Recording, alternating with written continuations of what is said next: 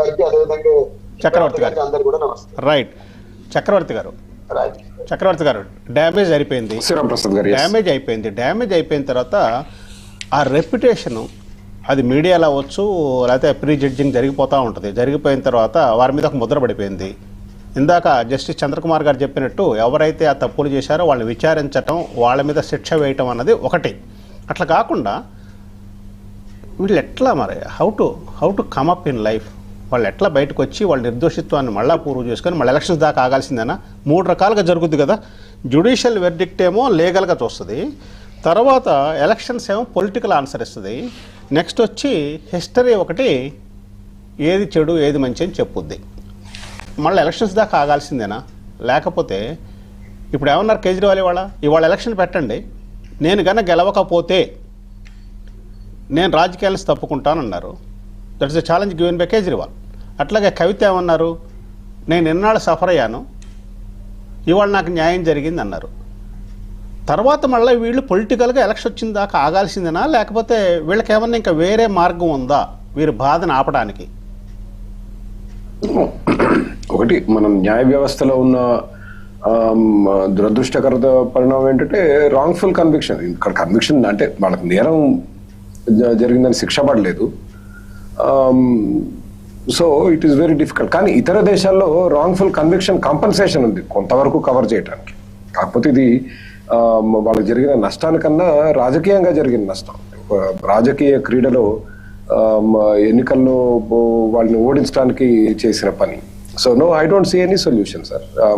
ఇప్పుడు మనం ఉన్న వ్యవస్థలో మార్పులు వచ్చి దర్యాప్తు సంస్థలు, ముఖ్యంగా దర్యాప్తు సంస్థలు స్వతంత్రంగా పనిచేయని వాతావరణంలో మన దేశం మరింత దిగజారిపోతుంది.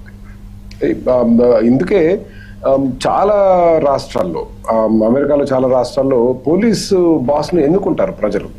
మీరు ముఖ్యమంత్రి అంటే అక్కడ గవర్నర్ని ఎన్నుకుంటారు, జడ్జిలు కూడా ఎన్నుకుంటారు, పోలీస్ చీఫ్లని అంటే పోలీస్ అధికారులు ఎన్నుకోరు, కానీ పోలీస్ వ్యవస్థను నడిపే చీఫ్. ఒక జిల్లా ఉన్నారనుకోండి, జిల్లా మన దగ్గర ఎస్పీ అనుకోండి, ఎస్పీని ఎన్నుకుంటారు. ఎస్పీ కింద అధికారులు అందరూ పనిచేస్తారు. కొంత అకౌంటబిలిటీ, కొంత ఫ్రీడమ్. ఇవాళ మీ ఎస్పీ కానీ మీ డీజీపీ కానీ ఎవరైనా అందరూ ముఖ్యమంత్రి వాళ్ళకి ఆ పదవులు వరం ఇస్తే వాళ్ళ అధికారంలోకి వస్తారు. మీకు గుర్తుంటే పోయినసారి తెలంగాణలో ఎన్నికలు అయిపోగానే రేవంత్ రెడ్డి గారు ముఖ్యమంత్రి కూడా కాలేదు. వాళ్ళకి మెజారిటీ వస్తుంది అలాగానే ఇంకా టెక్నికల్ టీఆర్ఎస్ అధికారంలోనే ఉంది. అందరు వెళ్ళి క్యూ కట్టారు అక్కడ రేవంత్ రెడ్డి గారి ఇంటి ముందు. తుఫాన్ వచ్చే ముందు ముందల జంతువులకు ఎక్కువ నాలెడ్జ్ ఉంటుంది. తుఫాన్ వచ్చే ముందో, వరదలు వచ్చే ముందో, లేకపోతే ఇవి న్యాచురల్గా ఉపద్రవాలు వచ్చే ముందు ఏం చేస్తాయంటే ముందులు బయలుదేరుతాయి. వాటి తర్వాత మిగతా వాళ్ళందరూ బయలుదేరుతారు. ఇట్లాగా అధికారం మారే ముందు ఈ ఆఫీసర్లు ముందు వెళ్ళిపోతుంటారు. సో ఇప్పుడు అంటే మరీ పరాకాష్ఠకి వెళ్ళింది. కానీ గతంలో కూడా గత ప్రభుత్వాలు కూడా సిబిఐని వాడుకున్నాయి. ఇప్పుడు మీ బీజేపీ కదిలిస్తే కాంగ్రెస్ హయాంలో వాళ్ళు సిబిఐని వాడుకోలేదా అని అడుగుతారు. కాంగ్రెస్ హయాంలో ఎలక్షన్ కమిషన్ ని ఇందిరాగాంధీ గారి టైంలో అవకతవకలు జరగలేదా అని అడుగుతారు. సో ఇది గ్రాడ్యువల్ గా నిర్వీర్యం అవుతూ వస్తుంది. ద సొల్యూషన్ చెప్పండి. అంటే డిస్కషన్ చివరిలోకి వచ్చాము. Solution, what is the solution we have here? సంస్కరణలే అండి, మనం మార్చాలి. That is what I'm saying. More than judiciary today. ఈ ఫాల్స్ఫుల్ రాంగ్ఫుల్ కేసు చేసింది ఎవరు? దర్యాప్తు సంస్థలేగా, సిబిఐగా. రైట్. ఇదే CBI has done other cases. What I'm saying is the police has to be independent. That is step 1. ఇవాళ న్యాయ వ్యవస్థ ఏ విధంగా స్వతంత్రంగా ఉందో మీరు ఇందాక అన్నారు. ప్రజలకి ఉన్న అన్ని వ్యవస్థలు ఎంతో కొంత గౌరవం న్యాయ వ్యవస్థ మీద ఉంది అంటే ఎంతో కొంత స్వతంత్రంగా పనిచేస్తుంది. ఇతర వ్యవస్థల్లాగా న్యాయ వ్యవస్థలో సమస్యనే కాదనట్లేదు. ఇప్పుడు మీరు పోలీస్ వ్యవస్థతో చూసుకున్నా, ఎగ్జిక్యూటివ్ బ్రాంచ్తో చూసుకున్నా, లెజిస్లేటివ్ బ్రాంచ్తో పోల్చుకున్నా ఉన్న వ్యవస్థలో కాస్త ప్రజలకు నమ్మకంగా ఉన్న వ్యవస్థ ఏదంటే న్యాయ వ్యవస్థ. ఈ రోజుకి దాంట్లో ఉన్న లోటుపాట్లు ఉన్నప్పటికీ కూడా, ఎందుకంటే అపారమైన స్వతంత్రం ఉంది వాళ్ళకి. మీరు చూసారు ఇప్పుడు ఢిల్లీ కోర్టులో జడ్జి గారి ఇంట్లో నోట్ల కట్టలు దొరికితే ఆయన్ని పదవి నుంచి తీయాలంటే they have to impeach. Parliament has to impeach. మనకు ఏంటి ఇది దుర్మార్గం అనిపించవచ్చు, కానీ it ensures the independence of the judiciary. ఒక విధంగా అది మంచి వ్యవస్థ. సో మీరు అడిగిన ప్రశ్నకి పరిష్కారం సంస్కరణలో కూడా ప్రత్యేకమైన emphasis is on police and investigative agency CBI కానివ్వండి, రాష్ట్ర పోలీసు దర్యాప్తు సంస్థలు కానివ్వండి, స్వతంత్రంగా పనిచేసే సంస్కరణలు తీసుకురావాల్సిన అవసరం. రైట్. గఫూర్ గారు, what is your solution? Me solution ఏంటంటే పద్ధతులు ఉన్నాయండి. చెప్పండి.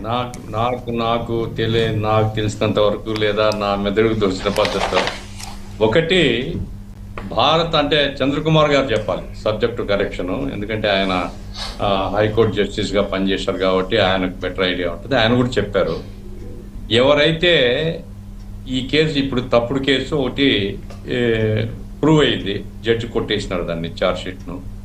ఈ ఇన్వెస్టిగేటింగ్ ఆఫీసర్ కంప్లైనెంట్ ఎవరైతే ఆనాడు ఎల్జీ గవర్నర్ గా ఉన్నాడు, లెఫ్టినెంట్ గవర్నర్ ఎల్జీగా ఉన్నటువంటి అతను ప్రోగేట్ చేసినారు వీళ్ళ మీద. అట్లాగే నాన్ అఫిషియల్స్ మీద వేయగలుగుతామా లేదా అనేది నాకు తెలియదు. ఎవరి కంట్రోల్ అయితే పోలీస్ వ్యవస్థ ఉంటుందో పెడితే అమిత్ షాను పెట్టాలి. ఆ రకంగా మనం ఈ పరువు నష్టం దావా అనేది ఒక దాన్ని వేయడం ద్వారా ఈ మొత్తం కేసును రివ్యూ చేసేటువంటి ఒక అవకాశం వస్తుంది. వాళ్ళు వస్తారు, చెప్పుకుంటారు. ఆ రకంగా ఏంటంటే మనను పబ్లిక్ ను గట్రా సఫర్ చేస్తే పబ్లిక్ ఎదురు తిరిగి కేసులు వేస్తారు, మనం కోర్టు చుట్టూ తిరగాల్సి ఉంటుంది అనేటువంటి వాతావరణం వస్తుంది. 1-2 కేసుల్లో కొంచెం రుజువు చేయగలిగినాం అనుకోండి, పనిష్మెంట్ ఇప్పించగలిగితే మాత్రం అది రికార్డ్ అవుతుంది. కాబట్టి ఒక భయము, ఇండిపెండెంట్ గా మనం ఉండాల్సిందే, పొలిటికల్ దానికి లొంగితే మనం ఇబ్బంది పడతాము అనేటువంటి వాతావరణం మాత్రం తెప్పించడం కోసం ప్రయత్నం చేయాలి సార్. ఇది నంబర్ 1. నంబర్ 2, అల్టిమేట్ గా ప్రజల్ని చైతన్యవంతం చేయడమే సార్. అరవింద్ కేజ్రీవాల్ గారు మళ్ళా ఎలక్షన్లు వచ్చినప్పుడు చూస్తామని కాదు, వీధుల్లో పోవాలా, తనకు జరిగిన అన్యాయము, ఏ రకంగా తప్పుడు ప్రచారాలు చేశారు, ఏ రకంగా జడ్జి అసలు మొత్తం కేసు లేదు కొట్టేసినాడు సాక్ష్యాధారాలు లేకుండా అని ఆ కేసు సంబంధించిన వివరాలు ఇవన్నీ చెప్పుకుంటూ ఢిల్లీ వీధుల్లో తిరగడం. ఆ రకంగా ఏంటంటే ఎవరైతే దురుద్దేశంతో రాజకీయంగా కుతంత్రము కుట్రలు చేశారో అటువంటి వాళ్ళకి ప్రజలు మాత్రమే బుద్ధి చెప్పగలుగుతారు. కాబట్టి ప్రజల్ని చైతన్యపరచడం ఒకటి, చట్టాన్ని వినియోగించుకొని తప్పుడు దూరంలో ఉండేటువంటి పోలీసును, అధికారుల్ని లేదా అనధికారుల్ని వాళ్ళను మనం కూడా కోర్టుకు లాగడం, ఇవి 2 పద్ధతులని నేను అనుకుంటున్నాను. Right. The second one is beautiful. ఆయన ప్రజల్లోకి వెళ్ళి చెప్పుకోవాలి, తప్పదు. ఎందుకంటే ప్రజలే కదా న్యాయ నేతలు చివరికి వచ్చేటప్పటికి. సరే, చంద్రకుమార్ గారు, చివరగా how to protect democracy from this? ఒకటి ఏంటంటే, ఇప్పుడు ఉపా లాంటి చట్టాలు ఏవైతే ఉన్నాయో ఫస్ట్ ఉపా లాంటి చట్టాలను రద్దు చేయాలండి. ఎక్కడైతే నువ్వు ఎక్కువ కాలం అంటే ఇన్వెస్టిగేషన్ టైంలోనే వాళ్ళు జైల్లో ఉంచేటటువంటి పద్ధతి ఏదైతే ఉందో ఆ ప్రొవిజన్స్ మొత్తం మార్చాలి. గతంలో ఏదైతే ఉందో బెయిల్కే రైట్ ఉన్నట్లు కేసు రుజువు అయ్యేంత వరకు వాళ్ళు ఏదో 1 month కస్టడీలో ఉంచారో 15 days కస్టడీలో ఉంచారో అంటే ఇట్స్ ఓకే. కానీ after 15 days or 20 days or at least after 60 days if there is no material వాళ్ళకి ఇమ్మీడియట్ గా బెయిల్ ఇచ్చేటటువంటి విధంగా చట్టాలలో మార్పు తీసుకురావాలా. బెయిల్ ఇస్ ద రైట్ అని ఉంది కదండి, already bail is the right అని ఉంది కదా. బెయిల్ రైట్, కానీ ఏం చేస్తుంది ఇప్పుడు ఏం జరుగుతుంది ప్రాక్టికల్ గా బెయిల్ దొరకడం లేదు.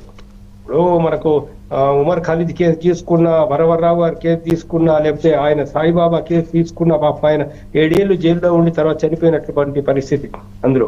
సో ఇక్కడ ఏంటంటే ట్రయల్ కంటే బిఫోర్ అంటే అతడి మీద నేరం రుజువుగా కంటే మొదలై ఒక వ్యక్తిని ఎంతకాలం జైల్లో ఉంచాలి అనే విషయం లోపల ఒక స్పష్టమైనటువంటి చట్టం అనేది తీసుకురావచ్చు.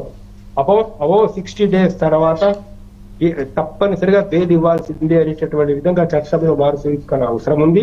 ఉపా లాంటి చట్టాలను రద్దు చేయాల్సిన అవసరం ఉంది. ఎవరైతే ఈ తప్పుడు కేసులు పెట్టారో సాక్ష్యాధారాలు లేకుండానే ప్రాపర్ ఎవిడెన్స్ లేకుండానే ఎవరైతే రిమాండ్కి పంపించారో వాళ్ళందరి మీద ఈ యొక్క డ్యామేజెస్ కోసం వాళ్ళ పర్సనల్ గా వ్యక్తిగతంగా వీళ్ళ కాంపెన్సేషన్ ఇచ్చేటటువంటి బాధ్యుల్ని చేయాలా. And at the same time criminal proceedings కూడా వాళ్ళ మీద ఇనిషియేట్ చేయాలి. రైట్. జస్టిస్ చంద్రకుమార్ గారు, valid suggestion you have given. Gafoor గారు, చక్రవర్తి గారు, అట్లాగే